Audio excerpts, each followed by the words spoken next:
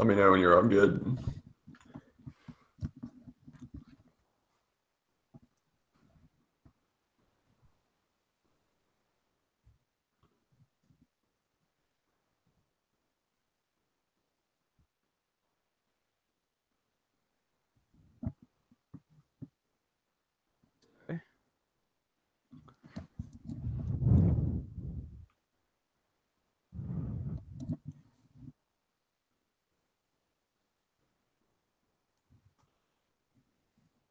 I'm trying to pull up a page of confirmed transfers.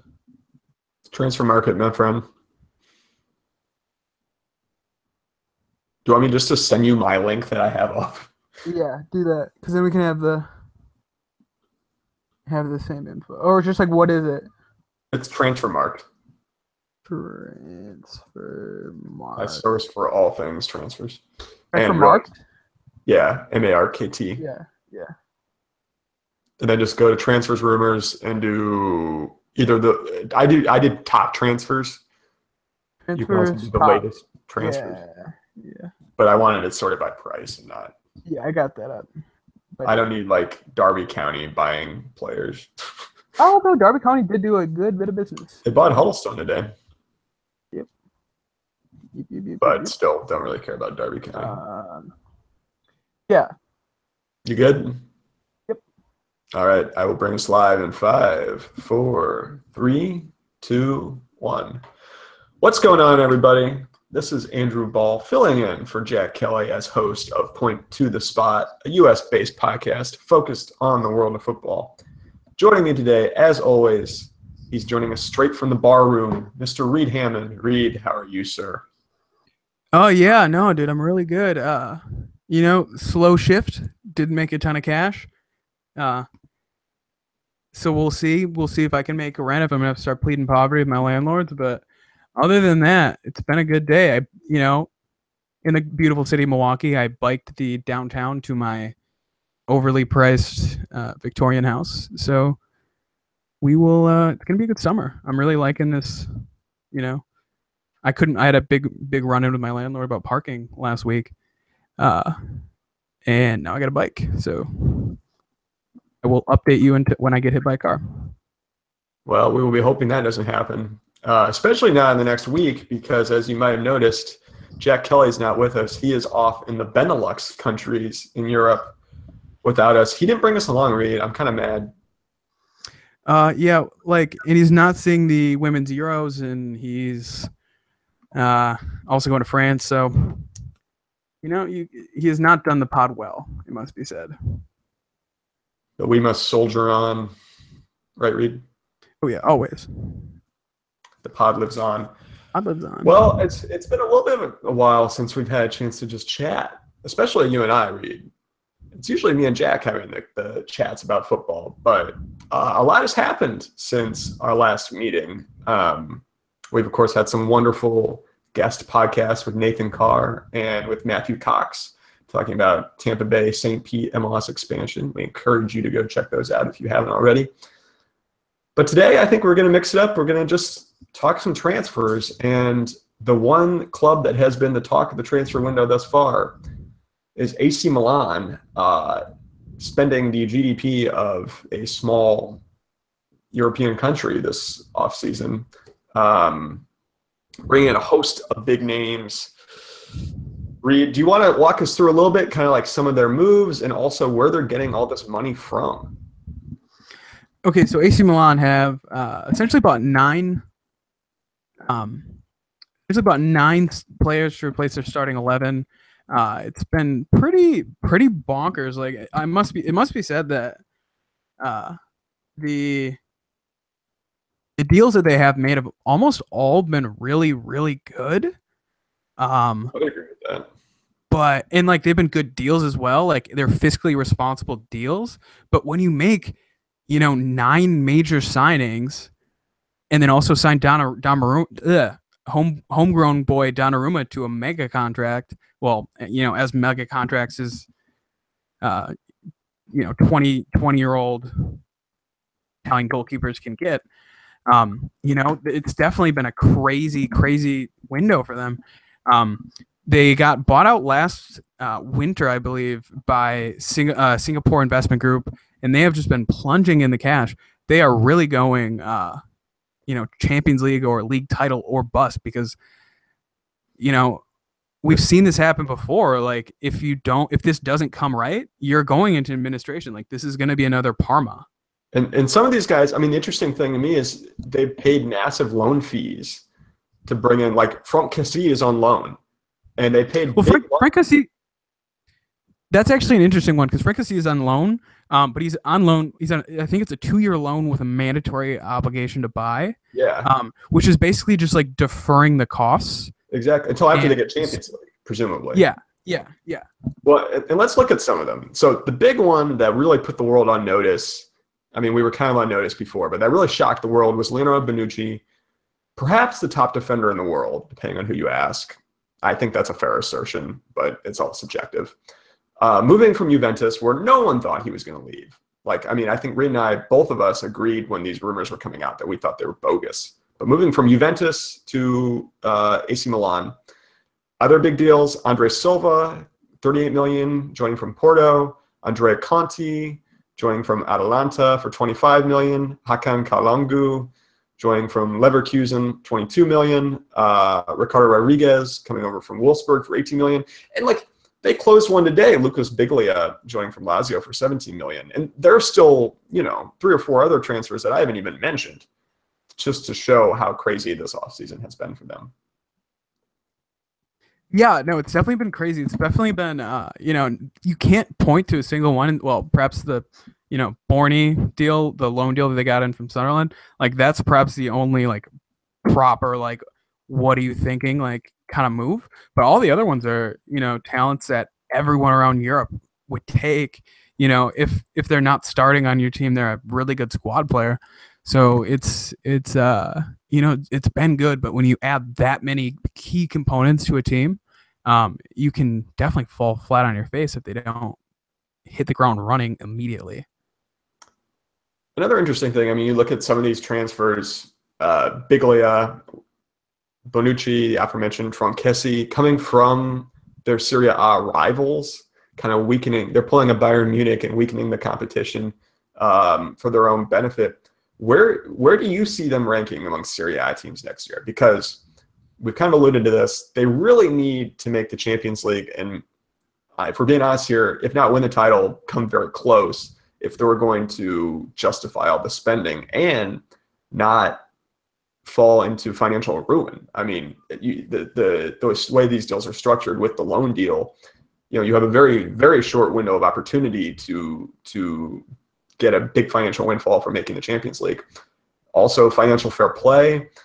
I mean, you have a 3-year window for that, so that it's not an imminent concern, but at some point they're going to either have to start selling players or get a lot of money in, because UEFA rules, you can't take automatic big losses for controversial rules to keep teams from kind of doing what AC Milan has done, essentially. But Reed, do you think that they can come good on this promise and finish top 2 in Serie A, get Champions League? Oh yeah, for sure. The nice thing about these transfers is that, you're not plucking them out of, the Colombian second division. They're players who know the league and they know the language, they know the country. So it's not, well, the vast majority of them. So it's not really something that, that they will take adjustments. They will need time to take adjustments in the country. Like, they should be able to, handle a, couple 100-mile move, which, bodes well. And all of them seem to be under a general tactical idea. Like, none of them don't seem to mesh well, and they add a lot to the team. It's just it's really hard to motivate players who are there before, when their starting spots might be gone. Like, if you look at the signings that they've made with their, they signed 2 major center backs, and AC Milan, they weren't poor in defense before the signings. So that leads you to believe that it's going to be switched to Bonucci's preferred 3 center back lineup, with Bonucci playing as the sweeper in the middle, or the cover in the middle. So it's definitely going to be a tactical switch. It's going to be The entire formation is going to be moved around. So there's going to be a lot of change that AC Milan are going to have to get over. But, if anyone's going to do it, it's going to be kind of a sleeping giant, AC Milan, because someone has got to disrupt Serie A. Like, it's ridiculous at this point. So I think it's one of those things where, like, I think the footballing world are going to be rooting for AC Milan all the way through because, you want them to succeed. You want Serie A to become a relevant league again, because it's, that old adage, iron sharpens iron. And despite Juventus making 2 Champions League finals in the last 3 years, they haven't been able to put over the line. And it's, I'm not saying that more competition domestically is going to get them over the line. It'll actually probably harm their Champions League performances because it's going to make the domestic league just a little bit tougher. But it's definitely going to make Serie A a more attractive league to watch and a more attractive league for players to go to. Well, and I mean, when I first got into watching world football, I mean, AC Milan were a giant, back when, the heyday of Kaká and when Ronaldinho played for AC Milan. They were not only a big club, they were an attractive club to watch, something that has not at all been true the past few years. And I did not see, I think everyone in the world who observed soccer knew that AC Milan were going to make some waves. I actually expected Inter Milan, the crosstown rival, to be the one to watch. They're also looking to regain they're sort of a fallen giant, if you will. And they appear to be closing in on the signature of Keita Balde, with Ivan Perisic probably heading out to Manchester United. That's the latest in rumor mill. But a lot of good young talent, Yao Mario, Jeffrey Dogbia. So, I mean, AC Milan ascending, to be sure, but also, Inter Milan also on the up and up, and you still had to get by Juventus, which is easier said than done, and Roma and Napoli, and, Serie A is not bereft of talent, I think it's safe to say. And, AC Milan is not going to waltz in and just snag a top 2 spot. Yeah, like, this isn't China. Like, you can't literally just buy the title. Well, for that matter, it's not England either. Like last season, there was some genuine glimmers of hope with that Roma side because it really seemed like maybe this was going to be the year that Juventus don't pull it off. And of course, they definitely figured out their season pretty quick. Or they straightened the course pretty quick when the business end of the season started to come, and the Champions League final. They still had a great season despite some early hiccups. So it's that Roma side definitely presents a challenge, not just for Juventus, but also for AC Milan for that. I think if you anything below top 2 in a great chase for the title is a huge disappointment and also probably financially unviable. But AC Milan are definitely back. And speaking of a team that is perhaps not back, Manchester United getting out of their transitional phases that has happened since Fergie with these crazy transfers. A ton of crazy business going on in Everton. So when we come back from the break, well, hold on real quick, Reed. I want to get a prediction out of you. So in a year and change, when we're watching the Champions League draw, will AC Milan be in there? Second seed. Ugh. Pot 2. Yeah. That's what you mean. Yes. Yeah. AC Milan pot 2. And in 9 months, when we're looking at whoever's holding up the Serie A trophy, will it be AC Milan? That's a much harder one. I say no. Just because historically, when you see this, I say no. You would also say no. Like historically, when you see these kinds of like big splash in the cash summers, Manchester City has had a few of those. It takes time. It does not all come together, especially in a league as competitive as Serie A. As you noted, we are not in China. I think that's a great Reed Hammond quote. I think we're in agreement. But as Reed said, when we come back to the break, we'll see if there is agreement on Manchester United's big summer and their big signing, Romelu Lukaku, going to Manchester. Enjoy the music. We'll be back in a second. Yeah. Sorry, that was weird. I didn't realize you were taking it to break. Yeah, no, I just felt like we were rambling too much. No, we were. It was It'll be clean. It'll be clean in the edit. Jack is the only one who can just like impromptu close out a segment. We still don't have that. Sometimes he just does it. He does it too soon sometimes. Yeah. Yeah. But like you always want them wanting more. Well, that's true. Okay, so let's just like real quick map out some winners and losers. I'm on the Squawka Premier League ins and outs page. And for me, I think Bournemouth has had a C+ window. I think Arsenal are definitely in the conversation as winners. I think Burnley have had a really, really bad window. Oh well, Michael Keane. Michael Keane. They bought Jack Cork. I thought that was good business.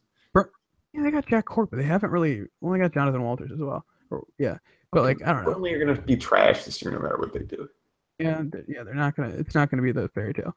I think Chelsea have had a great window. We'll talk about that. That'll be our fight. I really rate Bakayoko, so maybe that's why I think they've had a good. Well, no, I rate Bakayoko too, but I don't like he's not gonna what am I trying to say? He's not gonna transform the side. Well, they won the fucking championship. There's no one in the world they can buy that would transform that side. Yeah, well, they won the championship. They also have to play. We'll talk about it. This will be a segment. I'm not saying they're going to repeat, but that's not a bad side.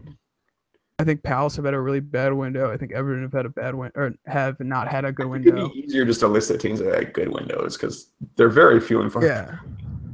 Well, I'm just trying to pick out which ones are going to be interesting to talk about. Huddersfield. I think Huddersfield's done okay.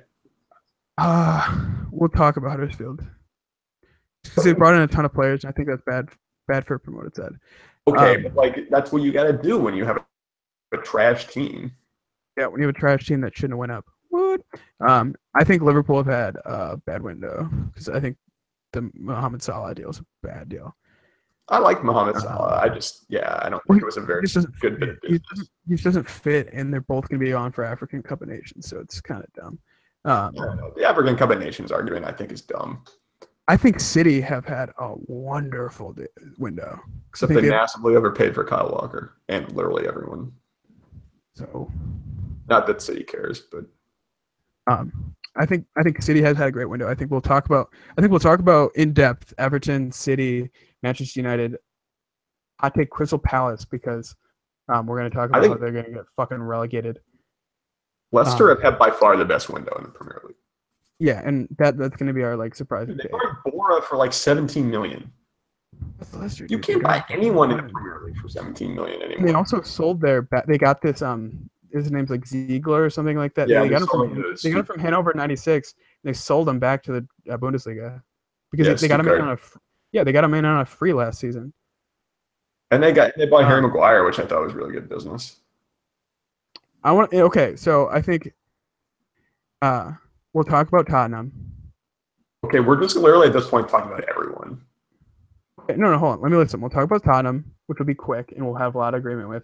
They haven't done anything. There's no point talking about them. Well, no, but I think that's part of the reason to talk about them because they did all their business over the year signing players on contracts. You know what I'm trying to say? That was that's not true. They're going to sell in 3 weeks. Yeah. Okay. We'll talk about it. Okay. No. So we'll start off with United. Then we'll go into Everton, and then we'll talk about how I think Palace are going to get relegated. I think Bournemouth are going to have a good season, and then we'll wrap it up with Arsenal. Arsenal, Leicester, and Arsenal, Swansea, Leicester. That's how we'll wrap it up. So I think we're probably not going to do any of that, but we'll see how it goes. Yeah. Where are you finding the Squawka transfers? I'm not seeing it. There's nowhere on their website where they have the transfers that I can find. No, I just Google Premier League, or I think I just Googled transfers. Squawka.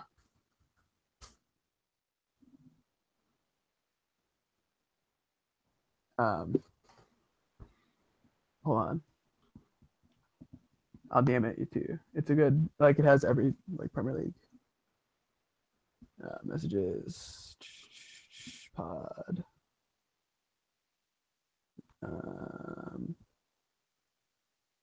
The mirror one. Right for me. Yeah, that's fine. That's fine. All right. Kick it off. Okay, give me 1 sec. Hold on. I'm just gonna use your link. I'll bring us back. In 5, 4, 3, 2, 1. Welcome back to the show, everyone. Fuck that. I'm gonna do it again. Okay. 3, 2, 1. Welcome back to the show, everyone.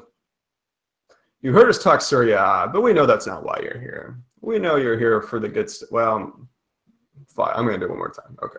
Always. It's late. It's late in the East Coast. Okay. Yeah, it is. Welcome back to the show, everyone. You heard us talk Serie A, but we know that's not why you're here. We know you're here for jolly good England, and Reed Hammond and I are here to deliver with the latest on the Barclays Premier League. I guess they're not Barclays anymore. That's going to take some getting used to. But Reed has his thoughts on the winners and losers, and I have my thoughts, and we will see how closely they match up. To begin with, Reed wants to talk about a club that has done literally nothing this transfer window, and that is Tottenham Hotspur, very near and dear to my heart. The biggest thing they've done, sell Kyle Walker to Manchester City for the bloated price of £50 million, which I think is an excellent bit of business, because if the rumors are true and the deal is structured how it sounds like it is, Tottenham is getting something in the region of 40 to 43 million of the 48 million guaranteed up front, which is insane for a transfer. I mean, that's money that they can reinvest in the squad right away. And it sounds like that's what they want to do. Looking at Ricardo Pereira, which would be a good signing to replace Kyle Walker. Looking at Ross Barkley, which would be a lot less good signing as cover this coming season. And looking at Juan Foyth, center back for Estudiantes in Argentina. Reed, real quick, we're going to move on real quick from Tottenham because they haven't done much, but what do you think of their window thus far? Okay, no, I think it's been a wonderful window, and I think it's been really well coordinated between Levy and Pochettino. For me, they did almost all of their business over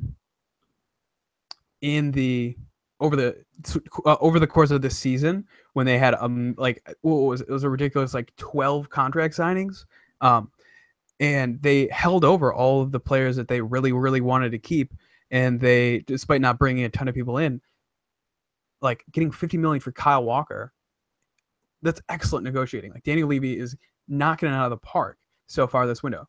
And I think Tottenham are a side where they have great depth already. And we've seen that over the course of the last 2 seasons. And Kyle Walker, by the end of it, with his attitude problems, he was already almost losing his spot to Trippier, who, in my opinion, Trippier, he's a little small for me to be a top Premier League fullback. But it doesn't sound like they're going to be asking that of him this season. So it's going to be interesting to see how that all pans out. And I think the moves that Tottenham will be making this season or this transfer window, are going to be more reminiscent of, a Dortmund or Juventus, where they're getting the players that they want and not just desperately getting in anyone. You know what I mean? They're in such a strong position right now and they have such good cohesion between their manager and their ownership, that only the players in that Pochettino wants and thinks he needs for the squad are going to come in, and he's cutting out dead weight. Who'd they sell that guy to Schalke to, Andrew? I can't Nabil Bentaleb. Yeah, 16 million of a player that I literally have never heard of. He started for them, so I'm kind of surprised you haven't. But Reed's lack of knowledge of the Tottenham side. He's a fringe Tottenham player, and they sold him for over 15 million pounds. So I think they've had a great window, and it doesn't seem like they're building up the war chest to make some ridiculous gaudy signing. They're just keeping up, they're just following good practices, which is really refreshing to see. Well, we will hope that those good practices do not include Ross Barkley. But moving on to Tottenham's crosstown rival, Arsenal Football Club. Jack's not here, so we can be real frank about Arsenal's window thus far. Bring in Sead Kolasinac from Schalke on a free, and then, of course, the big signing, Alexander Lacazette. Reed, we're not going to go into too much detail on Arsenal because you weren't here, but Jack and I talked about it. but I think it's a fairly good bit of business for Arsenal on the balance of getting Lacazette. I don't think, however, that Alexis Sanchez will stay. So all things considered, I'm not sure at the moment if that comes to pass where Alexis Sanchez goes to Inter Milan, which it sounds like he might, that Arsenal squad will be in any better position to qualify for the Champions League on opening day than they were last year. Reed, you have 20 seconds to respond to what I just said, and then we're going on. I don't think Alexis Sanchez adds as much to that side as it looks like, because he generally tends to perform better when Arsenal are doing worse. And I think Arsenal have just finally needed a player who can convert chances, which is under Lacazette. He came at the right time, not 2 years ago. I think he's refined himself. He's ready now. Go. Done. 20 seconds. That was pretty impressive. I did not think you would actually hold yourself to 20 seconds. Okay, then. Well, so who do you think then has had a bad window? I think that's the real question. Who've had a bad window? We'll start this off with a real quick softball. Crystal Palace have had a terrible window so far. I mean, really, my opinion, I said this in the pre-show. I think if you're not in the Bundesliga and you're not Monaco, you've had a bad offseason. But that being said, go ahead. Like Crystal Palace, like as things stand, are getting relegated. Just mark that in your books. There's been a ton of players that just got released because they're surplus to requirements. And just aren't helping, and they're, filling up the wage bill, which is basically all of Palace last year, just filling up the wage bill, not really participating. They have Loftus-Cheek in on loan from Chelsea, but, we're about, a third of the way into the window, and they haven't made any major moves, and they weren't really a side that was ready for Premier League survival. So as things stand for me, Palace are going to finish bottom near that old Derby City mark. Who else has had a bad window? I think Everton have had a bad window. I think they're doing what AC Milan did, but slightly worse, where they're just spending a boatload of money. And where AC Milan made a ton of signings and they all seem tactically cohesive. Bringing in Davy Klaassen and then also bringing in Wayne Rooney. You know what I mean? Like a move only Everton could make. I think. Yeah, bringing in Sandro Ramirez, which is a good bit of business, but then, also buying Michael Keane for up to £30 million. It's literally all they would, if they would have just bought Pickford and Sandro Ramirez, they'd be having a really good window. Well, so my thing with those buys is they're good, but Pickford, by the time he gets good, is probably going to get sold because he's not sticking around Everton long term. And if he doesn't get good, then he's a waste of money.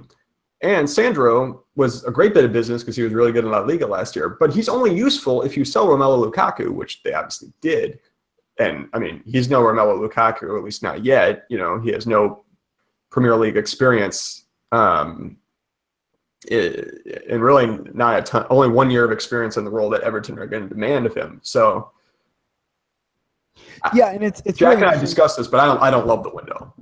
Yeah, it's gonna be really interesting to say as Deulofeu kind of made kind of showed his head again back at AC Milan last season on loan. Barcelona did pluck him with that £10 million release clause.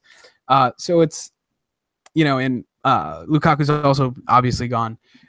So it looks like they're kind of trying to spread the goals out between Sandro Rooney and Davy Klaassen, who's the best analogy that I have for him is kind of like Gylfi Sigurdsson, where he's a midfielder with a okay eye for set piece. Not like Gylfi in that he's an expert on a dead ball, but he is a midfielder that likes to come up and arrive late in the box or drive in and score. He's definitely a scoring midfielder. At this point, kind of so is Wayne Rooney. You know what I mean? He's not they're playing the same role. And granted, it's Ronald Koeman, and he knows how to use Dutch players, and he knows how to use, that kind of fluid attacking system like that on the top four. But it's going to be interesting. And as I've said many times, I don't think Ronald Koeman has built any teams yet. I think he's managed a couple teams that have been laid out for him brick for brick pretty well. And this is the first time it really looks like he's definitely spending the money to build something pretty crazy. Well, not pretty crazy, but he's definitely building something by hand with the players that he wants with, large stacks of money. So I think we're going to kind of see an unravel from him because people rate him. People think he's going to be like one of the next Barcelona managers. And I just don't. Like, I've never really seen him do anything particularly impressive. So it's going to be interesting. Like, granted, all these signings have been made with the man who found Riyad Mahrez, the man who found Jamie Vardy, the man who found N'Golo Kante, with the old Leicester chief scout coming in as director of football kind of role. So it's not totally crazy to think that they're pretty well scouted. Like, I don't think he was really consulted for the Wayne Rooney deal, but I think he was consulted for that Belgian kid that came in. You know what I mean? Like you can kind of you kind of see like a mixed bag here of really good like Leicester-esque signings with Henry Akoroku and then Sandro Ramirez. The guys who are going to contribute right away don't require like a genius to scout them. Yeah, exactly. And Everton need players that are going to contribute right now, considering they sold their top goal scorer the last couple seasons. Although the one argument that you can make with that is that they've brought in a couple attacking players, and perhaps they're trying to distribute the goals that Lukaku contributed, which in theory is a good idea because then you're not overly dependent on one player like West Ham were with Dimitri Payet, and then when he's gone, you're in shambles. But it's whether or not they can do it and do it with confidence and do it consistently, and that's why spreading out goals like that is definitely a risk in of itself. So we'll see. We'll see where everybody plays. We'll see how Koeman builds it. I think we're going to see a lot more tactical experimentation from him next season with these players because they don't obviously line up into a neat 11. It will be very interesting to see. It will also be interesting to see how things go across the Merseyside for Liverpool FC. The big deal, $35 million, Mohamed Salah coming from Roma. I like Mohamed Salah. I think he got a raw deal at Chelsea, and I think that he was excellent for Roma. Not quite sure tactically where he's going to play. Reed, you share some of these concerns? Yeah, Mohamed Salah for Roma kind of played in between a striker and a right winger, like not an inside forward playing on the right drifting. He was just kind of like hanging out to the right and behind the striker, providing for him and doing a lot of interchange. Like him and Dzeko. Like Dzeko had his best season in years because of Mohamed Salah, and it's all because of Mohamed Salah. And he's a great player if you can build a system you can use him in a system that he excels in. But he's a player who does his very best on the right, much like Alexis Sanchez. And when you move him around all over the place, he's not going to be giving you what you brought him here to do. And that Liverpool side, so much of who moved the ball for them on a week-to-week basis was Sadio Mane. And with him, like if you use Salah's rotation or a supplementation of Mane and you have Salah on the right and Mane up top or taking a rest, it's going to change the way you play. And it's one of those things where you kind of end up with too many of the same players like that. Like with this Salah move, you definitely think Coutinho is going to be playing farther back in the park and kind of controlling play rather than attack, like being in a proper attacking midfielder. So I think it's not a bad player to bring in, but I just don't see how he obviously fits into a top four kind of attacker in that Liverpool side. Klopp does like a bit of fluid attacking, so we'll see. Like it's the best manager to handle this kind of situation. But again, I know Andrew doesn't really agree with this statement, but I think it's a really poor bit of business solely on African Cup of Nations alone, because with qualifying and with the actual African Cup of Nations, Mane and Salah are both going to be gone for that when that happens. And that's the entire right side, and two guys that you definitely rely on week in, week out on that right side. If it's not one, it's the other, gone for a month and a half. So we'll see what happens with that. Like, I think it's, for me, like on that alone, it's a bad signing. But they'll roll with it, I guess. Andrew, what are your thoughts? I disagree with the African Cup of Nations argument. I mean, especially that we just had one. We're several years out from the next one. I mean, there's a very real chance Mohamed Salah will not be wearing a Liverpool kit by the next time he plays in the African Cup of Nations. I mean, football, that's the nature of football these days. You just got to build the best team you can. And I don't think it's wise to have 11 elite guys from countries usually competing in the ACN. I don't think it's that big a deal for Liverpool's perspective. Well, it's just like it's January of next season. Like it's literally like a season and a half away. Oh, that's true. I forgot that they're trying to. Yeah, they're every 2 years now. Yeah, I forgot that they flipped the time frame. Yeah, I still don't think it's that big a deal. So, well, like, it's just like, for me, the likelihood that Salah will be ingrained in that Liverpool side with Mane, I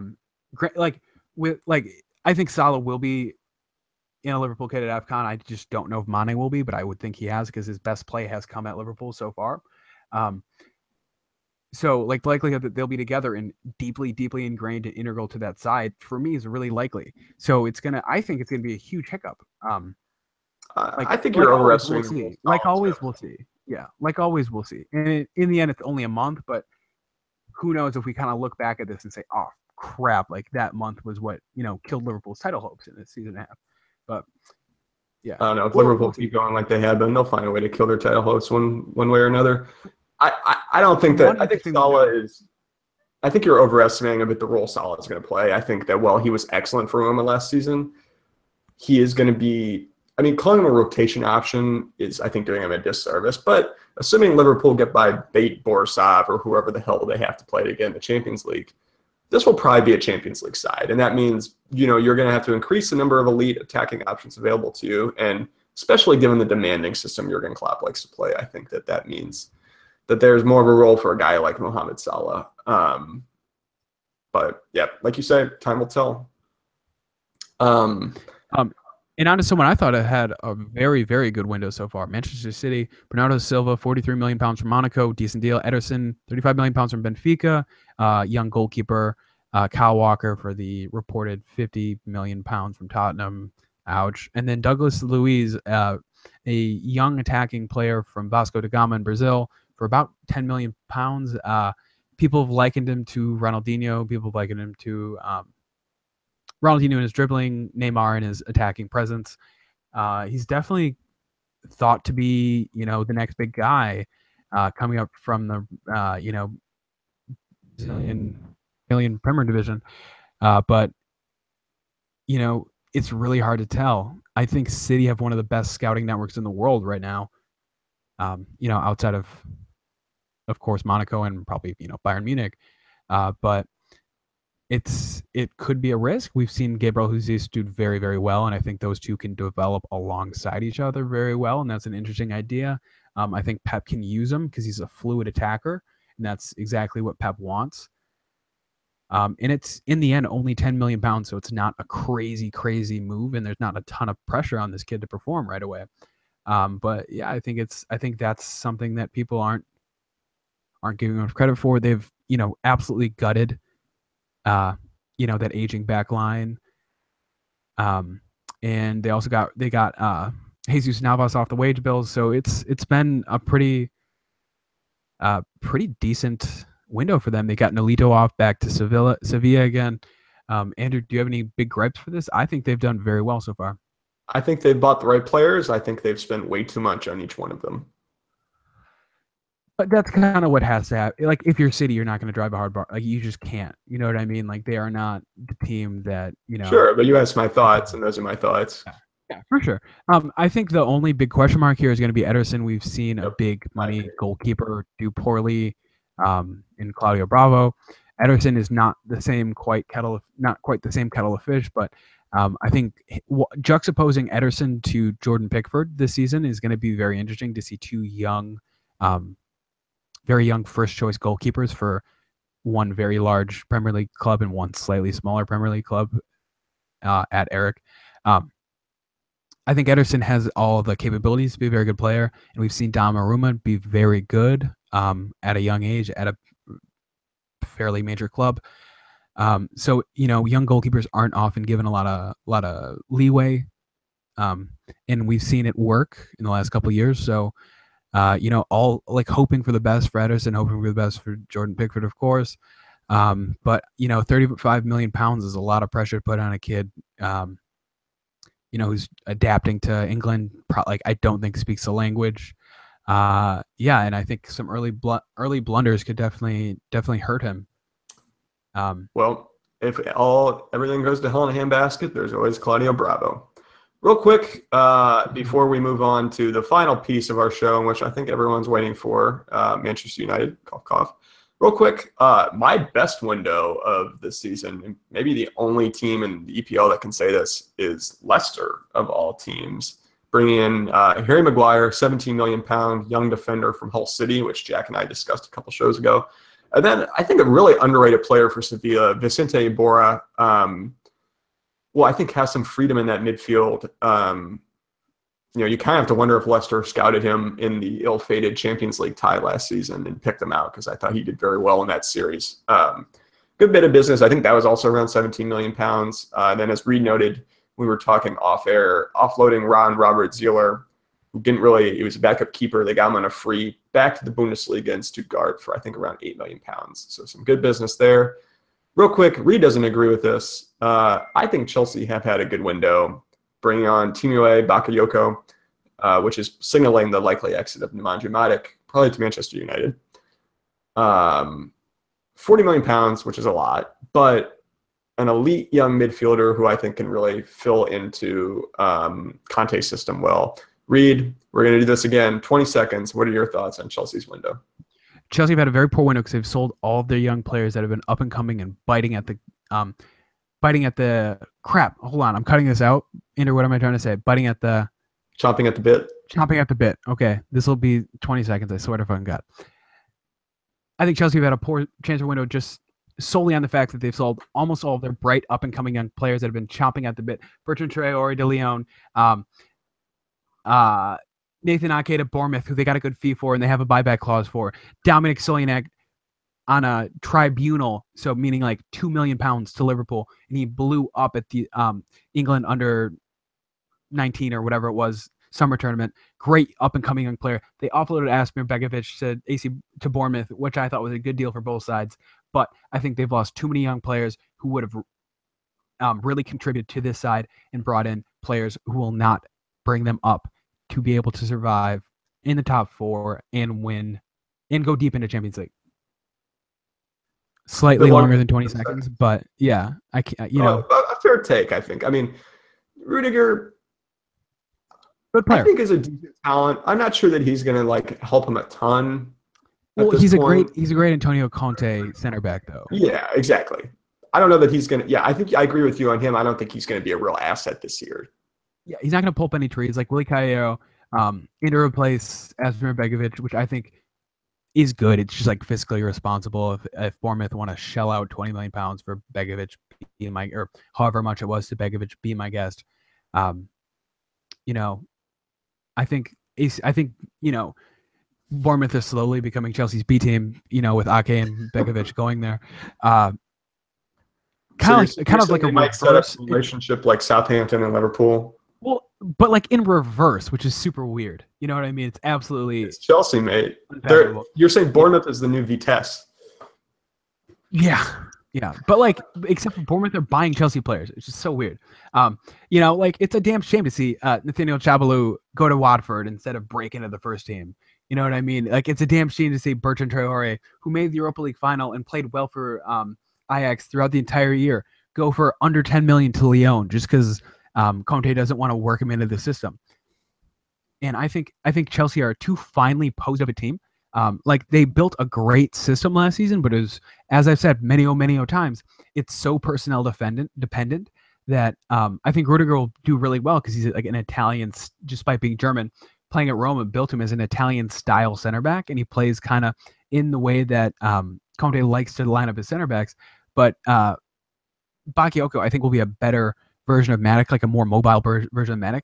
But I don't think. And if they can get a similar fee for Matic that they paid for Bakayoko, great. Great business for that deal alone. But they haven't added personnel to this side that can contribute in the Champions League.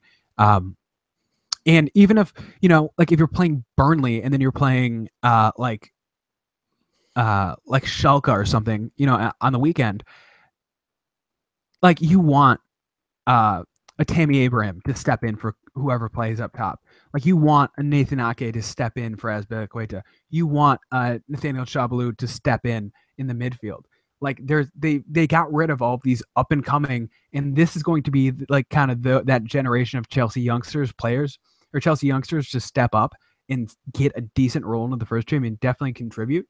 And they sold them, which like I think that's mind boggling. And on the outs alone, despite not losing a member of the first 11 yet, with Costa going to China /Inter / sitting on the bench at Atletico, I think it's been a poor window, and I don't think, they're like, I think they have every much as chance to repeat the title as Leicester did.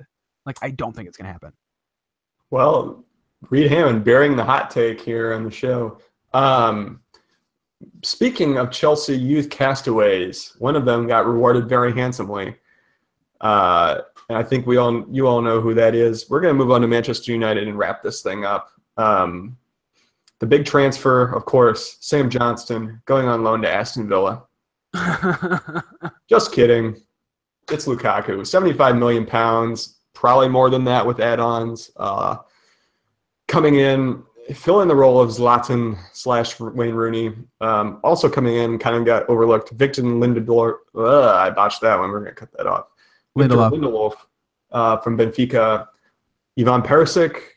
Nemanja Matic maybe also joining them. Eric Dyer, I hope not.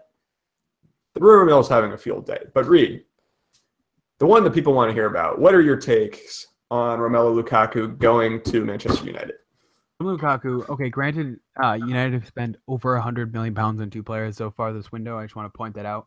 Romelu Lukaku is an excellent forward in the mold of Zlatan. He's definitely, as people like to say, he's a Mourinho player. He's hard-nosed, he's physical, he's big. He adds to that already pretty big Manchester United starting 11. He's going to do very, very well right away. Like, I don't care what happened in that LA friendly where people said he missed the sit. Like, I don't care. That's so unworth talking about. It's like literally not worth the breath I just spoke. But at the age of 24 to be so mature on the ball, and people don't give him anywhere near enough credit for being that good with his head and with his with his head to goal. He's not a back to goal kind of player bouncing it around. He's great at positioning himself. He's great for finding channels and getting open for passes. I think he's an excellent player. I think he can be used in a lot of capacities up top, and I think Mourinho got the man that he wanted, clearly. Well, he has a pretty good history with strikers, wouldn't you say? Oh yeah, he definitely kind of knows how to pick them. I think there's a deal for Perisic to come in for something like £40 million, and I think that's absolutely like a terrible, terrible deal because he's like, people plot him as a great crosser of the ball, which I think is dumb. United have a lot of great younger-ish players like Martial,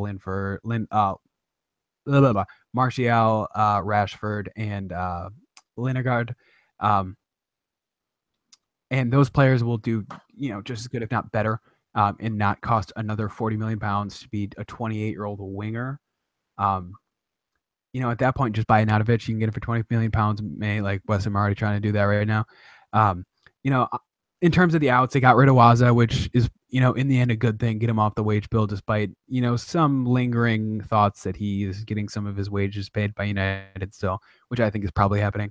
They got Adnan Januzaj off to Real Sociedad for £8 million, which is actually really interesting. The one story I want to share about Adnan Januzaj is that I hope it's better than your story about. It's much better than my Frankie Alp story. Frankie Alp story. Adnan Januzaj, when he came over, he's I think it's Serbian by birth. He's Balkan by birth. Yeah, Baltic by birth. And he grew up in Belgium, so he had Belgium eligibility. But he was in England for long enough before the 2014 World Cup to possibly declare for English nationality, to declare for England on the international stage, and he was a really flying up and coming player. People thought this kid's so good on the ball. He's so good in front of goal. All he has to do is thicken out. He's going to be a great player. Just kind of thing. He'll grow up and he'll be a great player. And there's a big talk about, what does it mean to be English? What does it mean to be Belgian? Because in the end, he declared for Belgium. He was born in Belgium, but he's his entire family history. His parents came over from the former Yugoslavia. I think it was Serbia. I'm not sure on that though. And it was this huge thing about like, what does it mean to be English? This huge conversation stung up. And around that same time, there was kind of, the Abby Wambach statements about whether or not foreign-born players should be playing for the U.S. national team. And it was just a really interesting talk around, who quotes deserves to be part of a national team. With that alone, it's sad to see the kid go and not really work out. He had a very unsuccessful loan to Dortmund last season. Wishing him all the best. He definitely has not panned out how a lot of people thought he would. So, 2 quick points. 1, what does it mean to be English? It means you miss penalties when it matters. Bang. 2, for all you Eastern European nationalists out there, direct all your complaints to @thatonekidreed because Adnan Zanujaj is Albanian. Which is Yugoslavian. Yeah, but like they had a little bit of a messy breakup, so you might want to get that right next time. Yeah. I'm sorry. I don't want your house to be targeted by like an RPG wielding dissident. So yeah. Quick aside. Do you guys remember that? I think it was Kosovo versus Albania when they had that drone come in with that flag. Crazy. Yep, not great. I did redo this a few times. My 20-second take on United's window: Lukaku, great fit for the system. You know how you get like a not complete grade sometimes on your report card if you really suck or you have outstanding work. That's my grade for Manchester United. They're going to splash a lot more cash before this window is over, and I think that we'll need to wait for that before we have a well-rounded or able to make a well-rounded judgment on whether or not they can make Champions League this next season. Reed, I think the listeners have had enough of us talking transfers, but if we want to take the discussion online, where can they find you on Twitter?